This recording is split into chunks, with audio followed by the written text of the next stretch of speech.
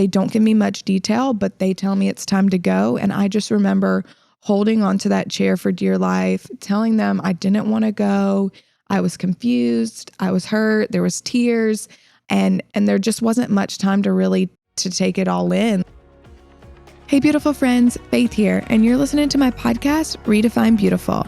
Throughout each episode, I hope you find yourself inspired to learn from your past, tackle your fitness journey on a deeper level, and most importantly, redefine what we've been told is the definition of beauty for so many years.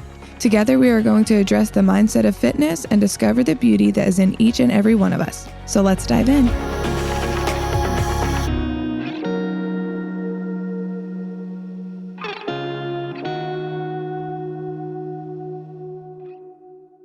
I think we should start with episode 1.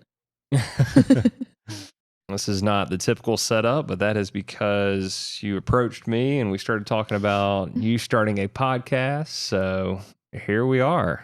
Definitely something we decided to do, 3 days ago. And the equipment arrived and we're going to hop into it. So on today's episode, we are going to tackle a little bit of my story, why I'm so passionate about health, fitness, and the mindset. I think that's a big missing piece of the puzzle.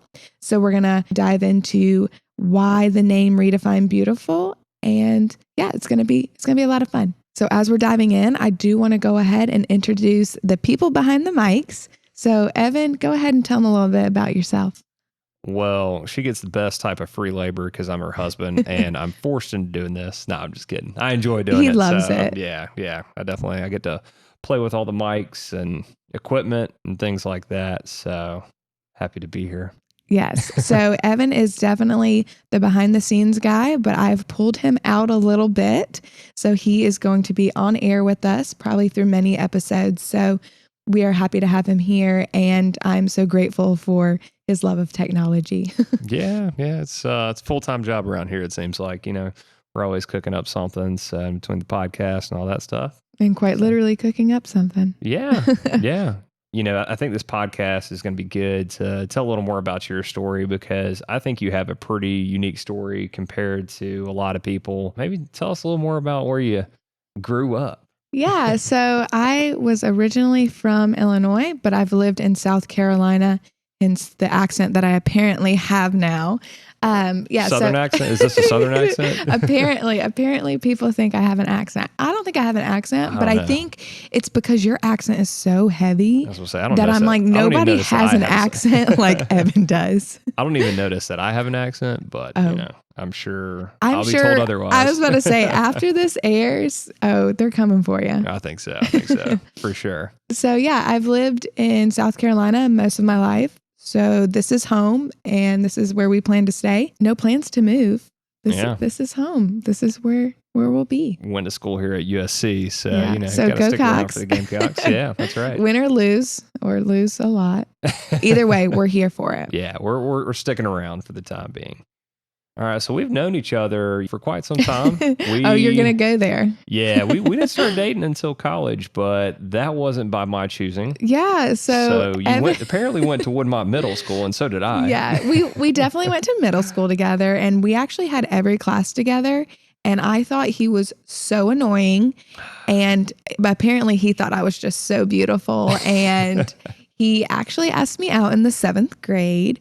And we like to joke about it, but I'm like, if I would have said yes in the 7th grade, we never would have made it this far. So you're welcome. I wrote her a letter and asked her to be my girlfriend. Y'all, it was check yes or no. It was the standard check boxes. It was the sweetest thing looking back now. That's what was cool then. So, I wasn't alone. I'm sure. I think people text now. I think that's how they ask each other out. I didn't have a cell phone. They don't have to do the hard stuff. Mm-hmm. Yeah. Very true. So yeah, he asked me out in 7th grade and it was a solid no, but he persevered. He kept going strong. We both ended up going to USC together. We were great friends, hung out a lot. And the next time he asked me out, I did say yes.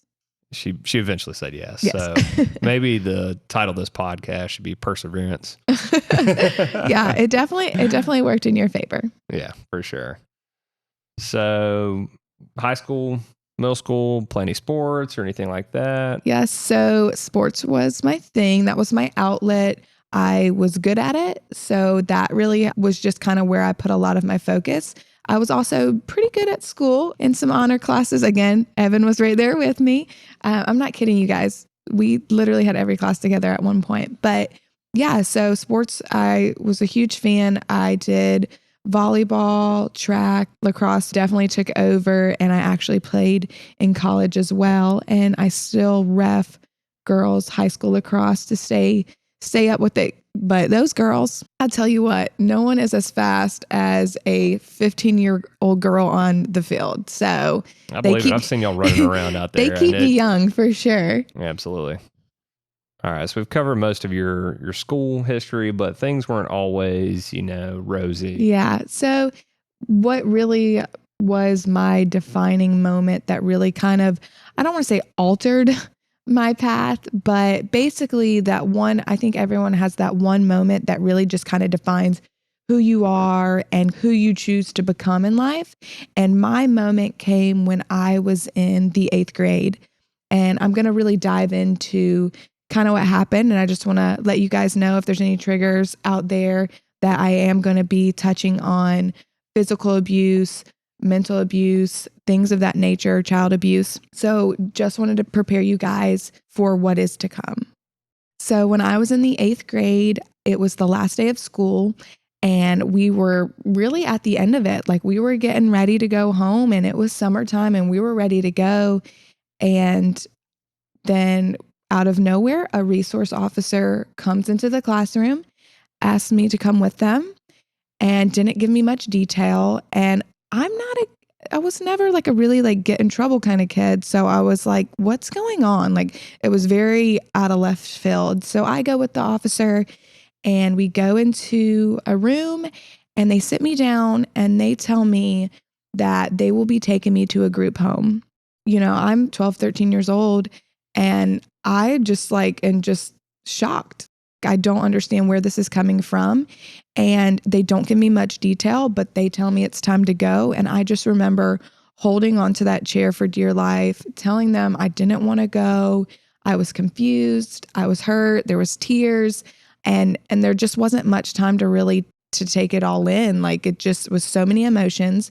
So just to backtrack from that. Yeah, so tell them a little bit more because obviously I know your story. So, just tell everybody a little bit what was going on and kind of what led up to that, whatever you want to share. Obviously you can leave things out or include things however you feel comfortable. For sure. So I actually don't know my real father. And I did have a stepdad growing up and he was mentally and physically abusive. If we didn't do something to his liking, I just remember distinctly me not loading the dishwasher correctly and him grabbing me by the throat and throwing me against the wall. And at this time, I'm maybe 10 years old. And it was just one of those things that I thought was normal. And I don't think a kid should ever have to feel like that's normal, but that's just how much we went through, that something like that just was like, well, I should have done it better. Like this is what I deserved. And this was just a little glimpse into what a day in the life was like. So for me, I thought this was normal. I thought, everyone's family, this is just what we all go through.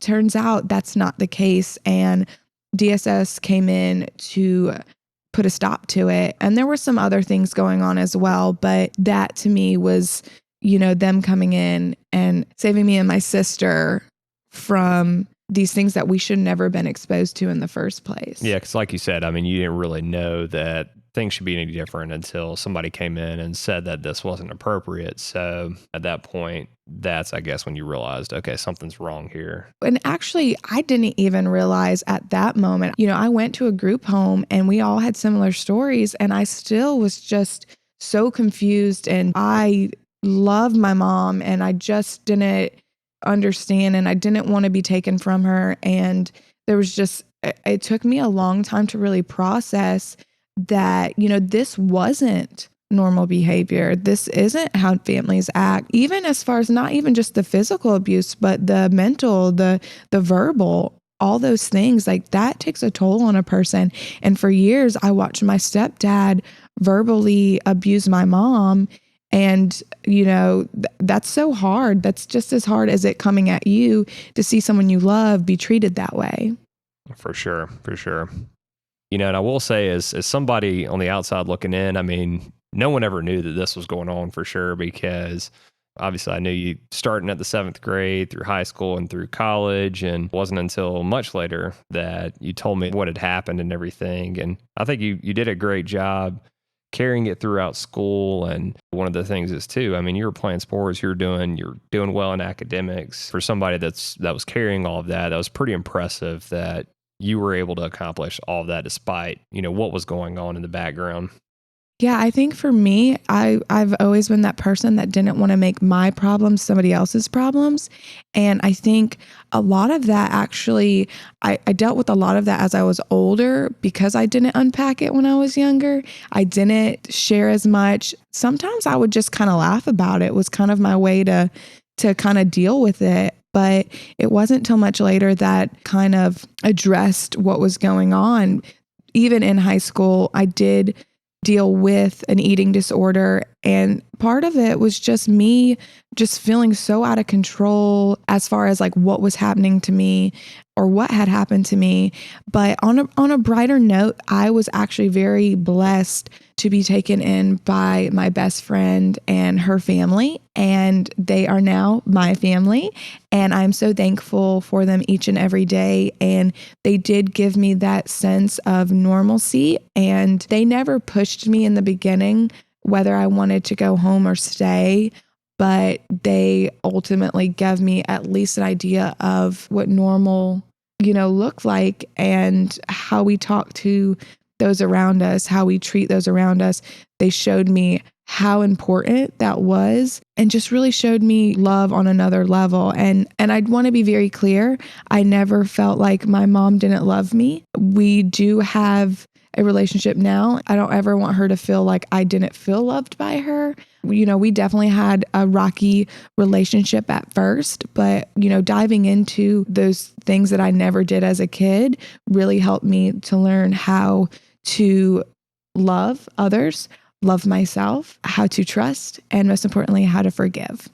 And I think for the same way that I was looking in on the outside, when you were growing up and stuff, I think a lot of people are probably doing that the same now because they see you now and they see somebody that's successful. But, I think there's a lot of this stuff that was going on when you were growing up that kind of maybe even put like a cornerstone to where you are now and, For and the sure. strength that you show and everything because people just see you now and they're like, oh, she's got it Yeah. made. I mean, a Yeah. hunk of a husband. I'm just kidding. Yeah, that's what they say. That's what they all just say. just kidding. But for real, a lot of people, once I dive into any part of my past, they are very shocked to hear that that's kind of like what my childhood was like. And it wasn't always bad. I want to point that out. I have an amazing sister who definitely made growing up fun.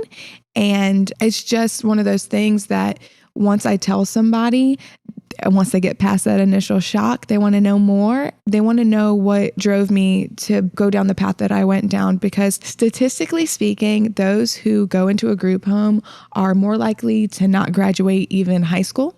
They're 2 times more likely to be incarcerated. And I think there was a part of me at one point that was like, oh, if I do something bad or if I get in trouble, I can just blame it on the way I can just blame it on my past. For sure. And so many people think like that. It becomes a crutch, I think, for It some does. people because, you're like, I'm just supposed to turn out this way. Right. But in reality, I've thought that for a very short amount of time. And I was like, you know what? Yeah. I don't want to turn out that way. I don't want my future kids to live the life that, that abuse that I had to go through. I don't want them to, deal with the things that I had to face. I want to give them a better life. And most importantly, it boils down to, I want to give myself a better life. I want to show people that you don't have to be those statistics, that you can turn these moments into good. Because I truly feel like everyone has a moment, has a struggle that truly can make or break them. And for me, it made me who I am. Again, it made me more compassionate. It gave me this drive, this hunger to help others, not only in my situation, but all situations, and to look deeper into the root of why we act certain ways, why we binge eat, why we have eating disorders, why we have depression, things like that. Go ahead and tackle those, because those are going to be what ultimately helps us have a healthy lifestyle. And I'm not talking about just appearance. I'm talking about, your mental health, your physical health, your emotional health, all of that comes together. And it's truly, that's, the real reason why we are naming this podcast Redefine Beautiful, because we want everyone to understand that no matter what your past was like, there is beauty in that, and you are beautiful. And I don't care if you're at a point in your life right now that you are just uncomfortable in the skin that you're in. My goal is to get you to love the person you are now while you work toward the person you want to be in the future. For sure. And I think, a side note here, one day you came to me and you said that you wanted to be a personal trainer. And I was like, gosh, why does she want to do that? I was like, a personal trainer, there's tons of them. And, now looking back, it makes perfect sense, because you're in a position now where you're helping people. And with anything fitness and health, it's not just related to, I think, your physical health. Like Oh, for sure. And that's what I want people to get out of thinking about when they think about getting physically healthy. You can't truly be your best self if you don't tackle the mental side of things, if you don't tackle the things that have happened in your past and those barriers that you have to try to go forward to your future. If your journey is all about losing weight, you've missed the big picture. You've missed making this a lifestyle, because you're never going to be fully committed if all areas aren't leading, in the same direction. Yeah, for sure.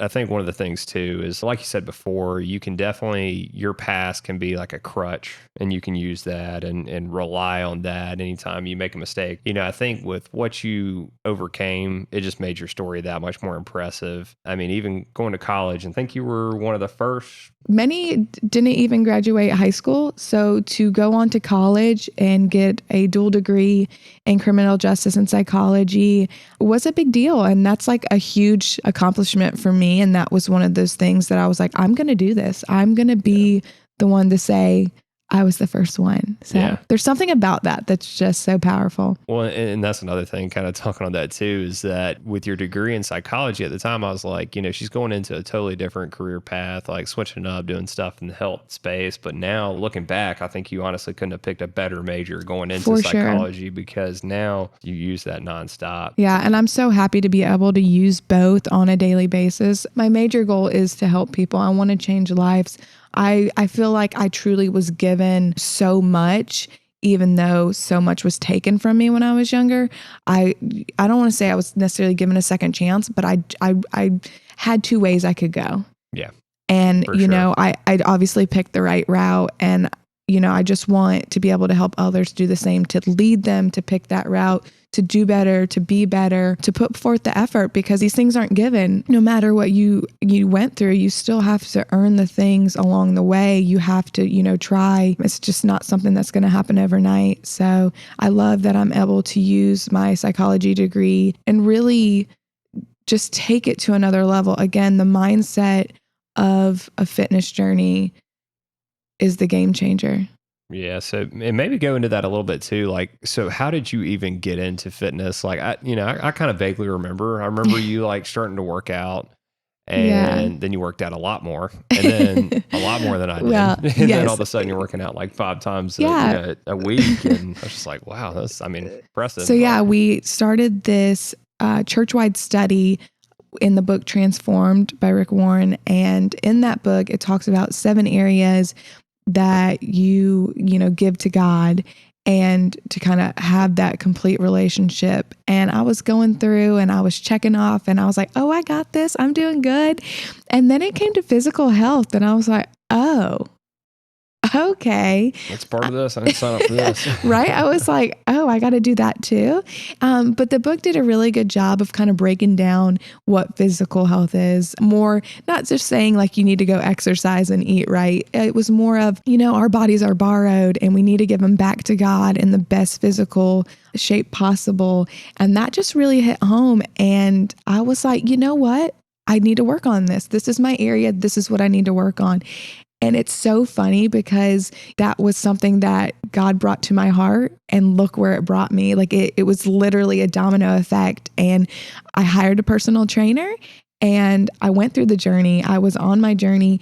And through that journey, I just learned to love myself in every single moment. And it's one of those things that sounds so cliche, but I truly feel like the first time in my life was like, I love the way I look, the way I feel. And I wasn't even at the point that I was trying to reach. Like I wasn't at my physical goal, but I was loving myself the whole way through. And it was something that I got to share. My daughter was watching me through this, and she still loves like getting into workouts and stuff with me. But, she got to see me love myself. She got to see me say nice things about myself instead of the old me that would break me down and pick apart everything that I thought was imperfect. In reality, there's so much about what our bodies can do for us, and we just take that for granted, and we just focus on the scale and how we look in the mirror. And it's like, that is just not who we are. That's not what we're about. There's so much more to us than what that mirror reflects. And there's so many people out there that wish that they had our figures, that they had that number that's on the scale. And we're all always trying to reach for that ideal physique. But if you can't, again, get that mental side down, if you can't start loving yourself while you're working on that, then you're never going to get there, because this isn't going to become a lifestyle for you. For sure. And I think this is a stark contrast to kind of, like you touched on before. I mean, you definitely faced an eating disorder at an early age, but now you have a much different relationship with food. So, For sure. I think it's just, that was huge for you because you went from not working out to working out. And I saw a major change in your attitude, just everything about you. I mean, a lot more energy. That's yes, for sure. Energy was first and foremost, but I was an overall happier person. For sure. Like I felt more like myself once I started that journey than I had in years. At the time, Ella was probably 3. So I'd already had a child, and I went through the postpartum and all that stuff. And it's one of those things that can linger if you don't address it. And I started this journey, and it really just transformed me literally all around, inside and out. And that feeling of going from not being happy with myself to loving myself, even when I wasn't quote unquote perfect. I wanted to give that feeling to as many people as possible, because it's so freeing. It is a mood booster. You get so much energy from it, and you're just overall a happier person. For sure. I guess I never should have doubted you looking back, but not that I never doubted doubt you. me. Yeah, not that I doubted you. I guess I shouldn't say that, because I didn't doubt you per se. I just was like, me being an accountant and all that stuff. I'm like, gosh, she's going into like the most saturated market ever. Yeah. But, you figured out a way. I mean, I think it's just in kind of what you represent. It shows. And, I think that's why this podcast is such a great idea to just kind of, people can learn a little bit more about your story. They know about your passion and things like that, but they don't necessarily know where that passion comes from. Yeah, this kind of gives them that backstory and probably can help them relate on some level. Now, their story might not be exactly like mine, but everyone has a story. Everyone has a moment. Everyone has struggles. And just knowing that you can relate to somebody that's, been there to some degree or another, it does help. It gives you that connection. And again, my goal is to help people. That's always been my goal. And one of the main reasons for the name Redefine Beautiful is we want to tackle the way women feel about themselves and kind of break down that cookie cutter definition of what beautiful is, because I think we're all so unique and we all have so much beauty to bring and light to give to others that we just have to find that within ourselves. And it's just game changing. So that's really kind of, the premise behind the name. And I mean, we're making a movement here. We're changing. That's right. We're changing lives. That's exactly right. Not 100% agree because, you've told me about things people have conveyed to you in terms of their journey and things like that. And I mean, it's cool to see that. I don't get that working with numbers, but yeah, the numbers don't talk back, do they? Numbers, but I get to play with my cameras and stuff like that. So that's on a different token for sure. I think it is crazy, like to put all this in one podcast and hear where you are now. So where are you now, Faith? So what's going on? What's your life like now? So ultimately, some big takeaways for me. We have been married for 6 years now. Woot woot. That's right. We have 2 beautiful daughters. They are our world. They are just awesome. They're sassy, but definitely our world. They get it. Honestly, I can't even lie. Yeah. But they are so precious. We love them. Then I am in year 5 of my company, Simply Fit. I did start out as a personal trainer. I've added on nutrition specialist, pre and postnatal certified, because that is also another area that's super important to me. And Simply Fit in the past 5 years has really changed so much. And I've been able to help so many women on this journey. And I feel like this podcast is really just going to take that to the next level with that mindset aspect of it. So yeah, we're doing a lot of things. I'm on, YouTube. I'm on Instagram. Yeah, you're doing it all right now. Our hands are in so many pots, but my heart couldn't be more full. Thanks for having me on the show, Faith. Thanks for joining me. I think we laugh about it, but people love our commentary. So it's nice not just talking to myself. I'm doing a lot of things that I didn't realize I'd be doing. Yeah. But that's okay. I told you we were That's going what I signed up for, marrying you, I guess. Exactly. I told you we were going to pull you from behind the scenes. So I'm going to need you to still cover behind the scenes. I'm normally on the other side. But we're going to keep you on this side. We like you here. And I feel like you've learned a lot about the ins and outs of fitness too. So I think you're going to have a lot of insight to bring to everyone listening. I just need to learn how to remember to work out. Yeah, we'll work on that. Yeah, for sure. If you guys want to continue this conversation, you can head over to lifting.faith on Instagram.